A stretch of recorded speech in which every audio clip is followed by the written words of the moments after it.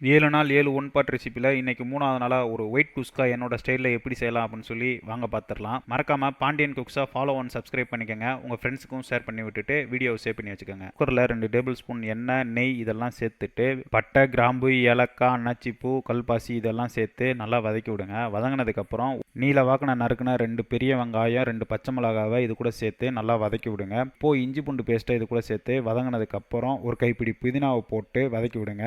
10 முந்திரி பருப்பு, 1 table spoon கல் உப்பு சேர்த்து நல்லா வதங்கினதுக்கப்புறம் 1:2ன்ற விதத்தில் தண்ணி நம்ம ஊற்றணும். ஆனால் நான் 1.25 கிளாஸ் தண்ணியும் 1/4 கிளாஸ் தேங்காய் பாலும் இது கூட சேர்த்து நல்லா கொதிக்க விடுங்க. நல்லா கொதிச்சதுக்கப்புறம் 20 நிமிஷம் ஊற வச்சிருக்க அரிசியை இது கூட சேர்த்து உப்பெல்லாம் சரி பார்த்ததுக்கப்புறம் குக்கரில் ஒரு 3 விசில் விட்டு எடுத்தீங்க அப்படின்னா காரமே இல்லாமல் டேஸ்டான ஒரு ஒயிட் குஸ்கா ரெடி ஆயிரும். இந்த ஒயிட் குஸ்காவுக்கு முட்டை தொக்கோ இல்லை சிக்கன் தொக்கோ வச்சு சாப்பிட்டீங்க அப்படின்னு வச்சிங்களேன், காம்பினேஷனும் சும்மா அப்படி இருக்கும், டேஸ்ட்டும் சும்மா அந்த மாதிரி இருக்கும். இந்த ரெசிபி உங்களுக்கு பிடிக்கின்ற நம்பிக்கையோட அடுத்த ஒரு ரெசிபியில் உங்களை வந்து சந்திக்கிறேன். மறக்காமல் ட்ரை பண்ணி பார்த்துட்டு இந்த வீடியோ பிடிச்சிருந்தா உங்கள் ஃப்ரெண்ட்ஸுக்கு ஷேர் பண்ணி விடுங்க.